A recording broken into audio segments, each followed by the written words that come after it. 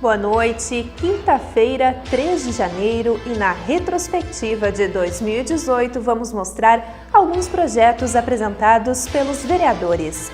Renato Tchequer propôs direitos aos doadores de sangue. A gente quer que facilite a meia entrada em estádios de futebol, né? Isso eu acho que as pessoas vão se motivar, e a gente está tentando até implementar mais coisas ainda para beneficiar ainda em teatros.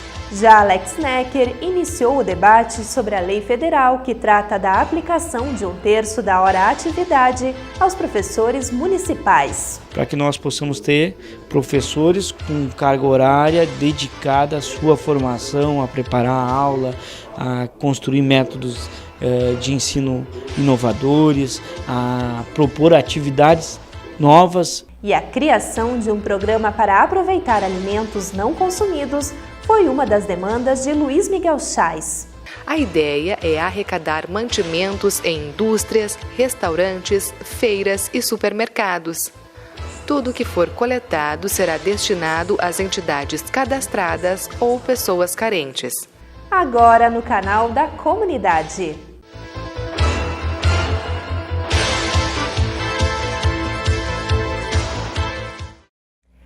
Um gesto de amor que pode salvar muitas vidas. A doação de sangue já é realizada por diversos cidadãos. Mesmo assim, é pouca, levando em consideração o número de pessoas que precisam do serviço. Com o objetivo de incentivar esta prática, em fevereiro de 2018, o vereador Renato Tchequer desarquivou um projeto de lei. A ideia do parlamentar é oferecer alguns benefícios para os doadores. Ele destaca que, apesar de assustar, o procedimento não oferece nenhum risco. Bom, a gente sabe que a procura de sangue na nossa cidade é muito grande e cada vez mais as pessoas têm medo. Infelizmente é essa a situação que está acontecendo na cidade. As pessoas têm medo de uma picadinha de agulha, né? Então, eu estou desarquivando esse nosso projeto agora, que eu quero que as pessoas cada vez vão doar mais sangue para a nossa comunidade. Mas é claro que a gente tem que beneficiar as pessoas para fazer esse ato cada vez mais, entendeu? Então, estou desarquivando esse projeto, eu quero que vá a debate de novo esse ano, quero ver se vá para votação e que a gente consiga, então, aprovar com esses benefícios, que eu acho que é muito importante a gente beneficiar, sim, uma coisa tão útil, uma coisa que é sagrada, que é o sangue, que salva vidas. E assim, quando falta, infelizmente, perdemos vida. Eu quero conscientizar a população de Passo Fundo, através desse projeto, que nós precisamos cada vez mais de fazer doação, em qual seja o sentido da doação, principalmente sendo direcionado a sangue, que esse sim não pode faltar, que salva vidas. Entre os benefícios está a gratuidade no transporte coletivo no dia da doação. O vereador também comenta outras vantagens que poderão ser oferecidas. A gente quer que facilite a meia entrada em estádios de futebol, né? Isso eu acho que as pessoas vão se motivar, e a gente está tentando até implementar mais coisas ainda para beneficiar ainda em teatros, né? Meia entradas nos teatros, e a gente quer elaborar mais coisas ainda. Inclusive tenho colegas aqui, vereadores, que querem ainda colocar outros termos de benefício à população para dar mais o incentivo para as pessoas irem e doar o sangue com mais facilidade e de uma vez por todas perderem aquele medinho, que hoje não dói mais nada mesmo. É tudo automático a coisa. No mesmo mês, também foram desarquivadas algumas demandas de iniciativa do vereador Alex Necker. Reveja o conteúdo dos projetos na reportagem a seguir.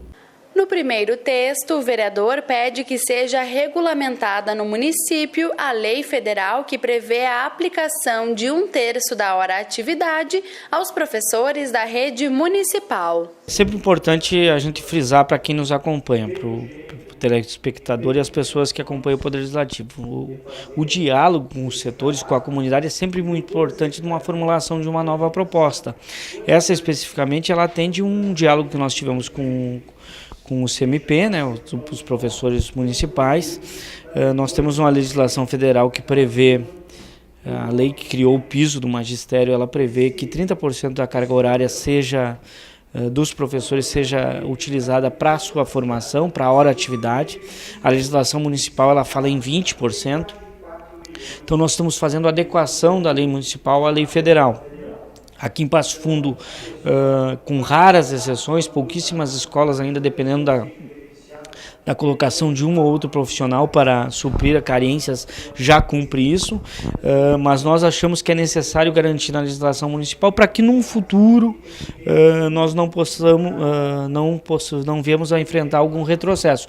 Não nesse governo, porque eu tenho muita tranquilidade de dizer que o prefeito Luciano é um prefeito que tem feito muito pela educação, tanto na infraestrutura como nas mudanças necessárias para que o funcionalismo público possa avançar. É óbvio que nós enfrentamos momentos difíceis, os municípios no Brasil inteiro enfrentam problemas financeiros, mas em Passo Fundo nós temos visualizados avanços significativos.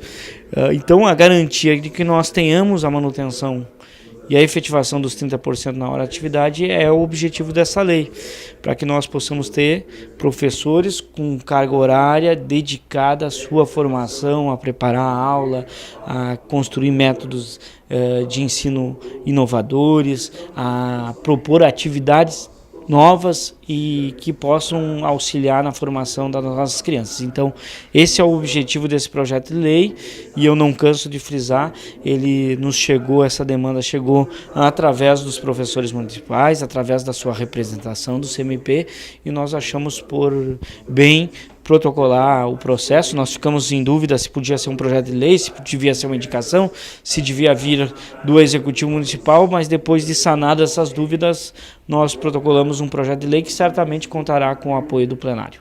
Já o segundo projeto de lei refere-se à utilização de cadáveres para fins acadêmicos.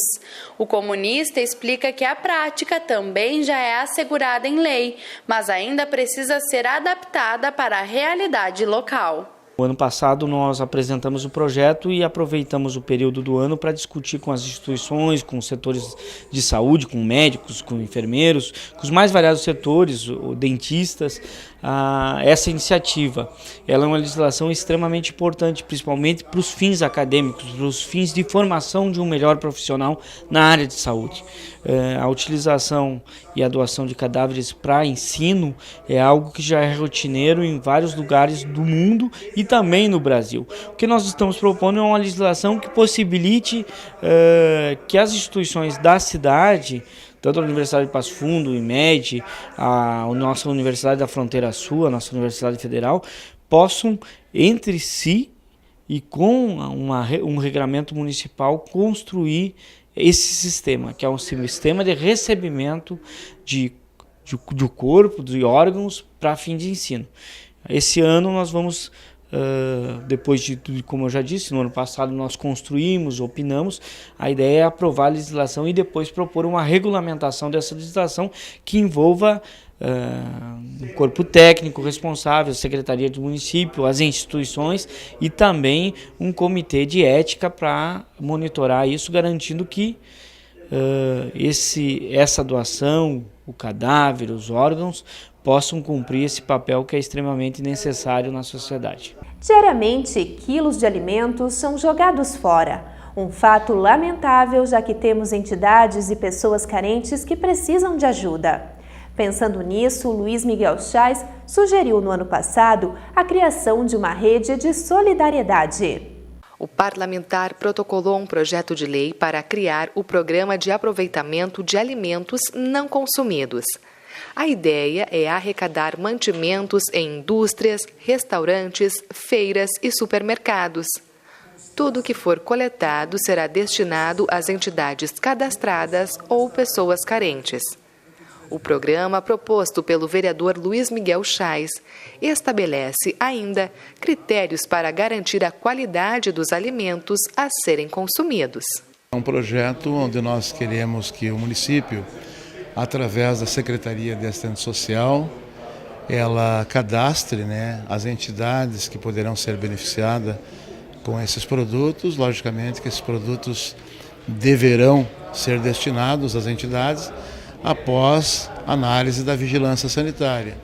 mas existe uma perda muito grande de produtos que poderão e podem ainda ser consumidos, que hoje não são consumidos porque empresas, mercados, feiras, supermercados, né, têm medo de fazer até uma doação, e então esse nosso projeto vem viabilizar, regulamentar com que as entidades carentes do nosso município se cadastrem, a vigilância sanitária, por sua vez, faça a fiscalização dos projetos e sejam revertidos às entidades cadastradas junto à Secretaria de Ação Social. Os 2 projetos de lei do vereador Alex Necker, destacados nesta edição, foram vetados pelo Poder Executivo. Já os textos de Renato Tchecker e Luiz Miguel Chais serão transformados em indicação em 2019. E depois do intervalo, na retrospectiva da TV Câmara, vamos reforçar quem tem direito à identidade jovem.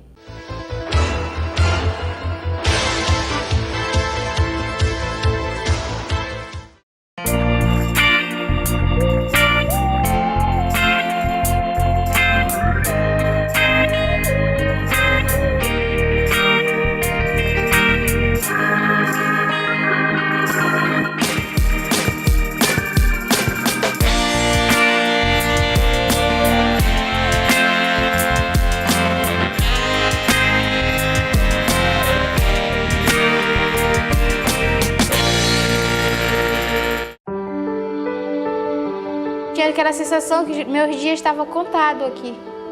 Não é fácil. Tu sair na rua, as pessoas te olharem, tu usando máscara. A notícia que a pessoa está com a tuberculose, ela é impactante, tanto para o paciente quanto para a família. Mas é importante ressaltar que a tuberculose tem cura, um tratamento de 6 meses gratuito oferecido pelo SUS. Saber que eu estou saudável é uma grande bênção e saber que eu estou curado, a bênção dobra.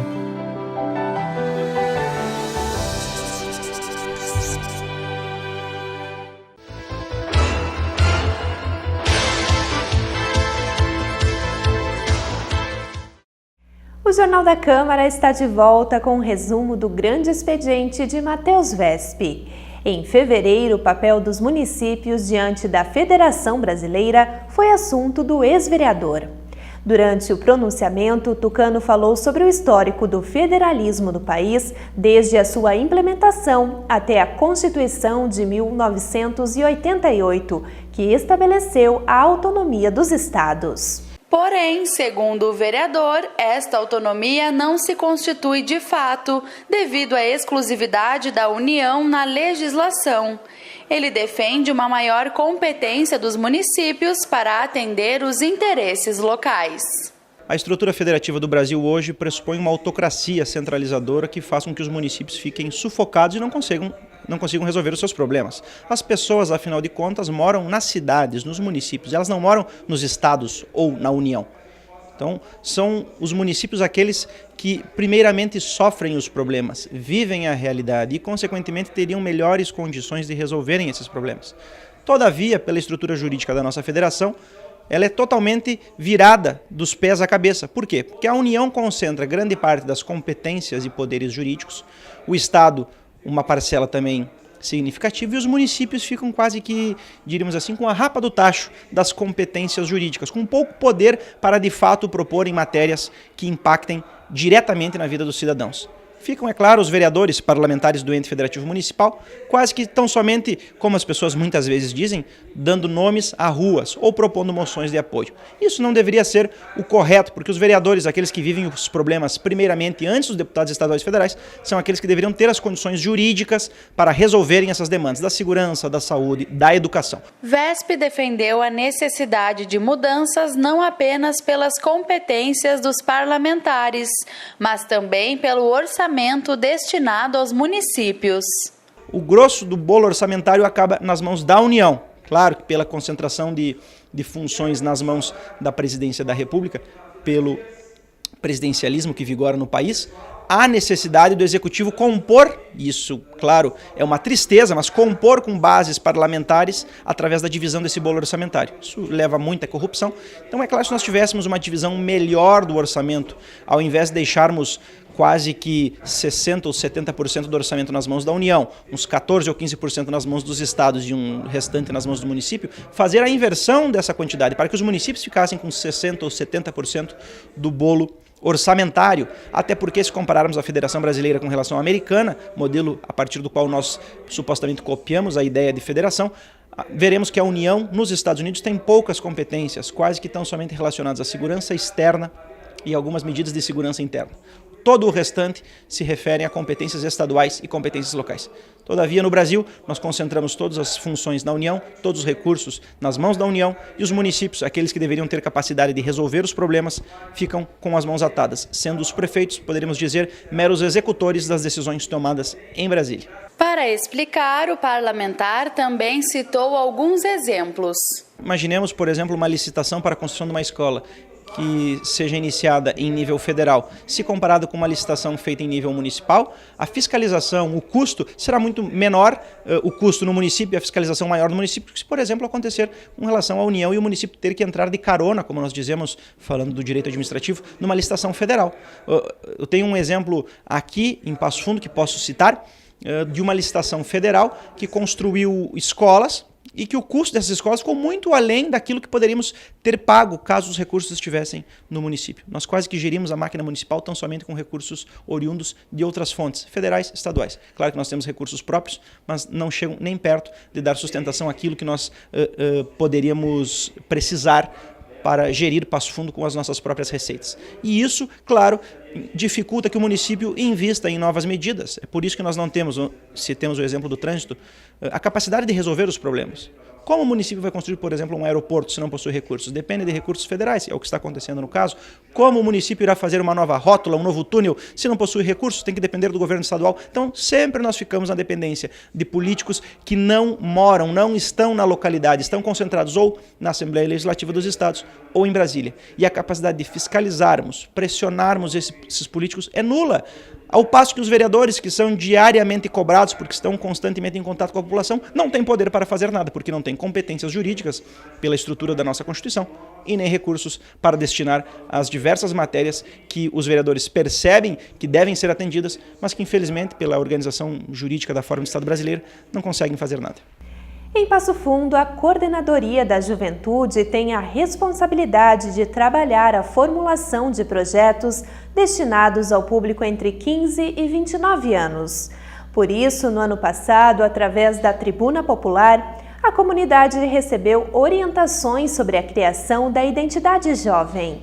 Tem direito ao documento jovens pertencentes a famílias com renda mensal de até 2 salários mínimos e inscritos no Cadastro Único. O aplicativo ID Jovem já está disponível no Google Play e na Apple Store ou no site www.caixa.gov.br. Através dele, é possível criar um cartão para descontos em diferentes serviços. Michel Oliveira explicou como conseguir o número do NIS solicitado no cadastro. Vai até o CRAS da região, se cadastra, munido de seus documentos, identidade, CPF, comprovante de renda e residência. E aí logo após ele pode baixar esse aplicativo no telefone, no Play Store, ID Jovem, baixa no telefone, registra esses dados e imediatamente, já 4 dias para ter liberação da Caixa Econômica Federal, ele já pode gerar sua ID Jovem, Com isso, ele vai ter direito aos benefícios do programa, que meia entrada no cinema, meia entrada em atividades culturais, meia entrada no teatro, eventos esportivos, shows também. E o detalhe que a passagem gratuita também para viagem interestadual, e também a passagem com 50% de desconto para viagens fora do estado. Detalhe que o jovem sempre tem que, ao adquirir a passagem, ele precisa até 3 horas de antecedência, O responsável pela Coordenadoria da Juventude disse ainda que a identidade é válida em âmbito nacional e quem recusar o documento será penalizado. Pode imediatamente entrar em contato com o PROCON, pelo número 191, e fazer lá a sua denúncia, o seu registro. E se comprovado que foi negado o benefício ao jovem, a empresa, o estabelecimento que negou o benefício vai responder, né? Vai receber uma notificação e responder pelas as penalidades previstas na lei, né, do Identidade Jovem. Isso vale também para empresas de passagens, né, empresas de transportes terrestres. A gente tem uma resolução que cria o Identidade Jovem e vale sempre lembrar que é uma lei federal, né, prevista no nosso Estatuto da Juventude. E são benefícios que o jovem tem que estar atento e tem que fazer valer. E o Jornal da Câmara fica por aqui. Obrigada pela sua companhia e uma ótima noite.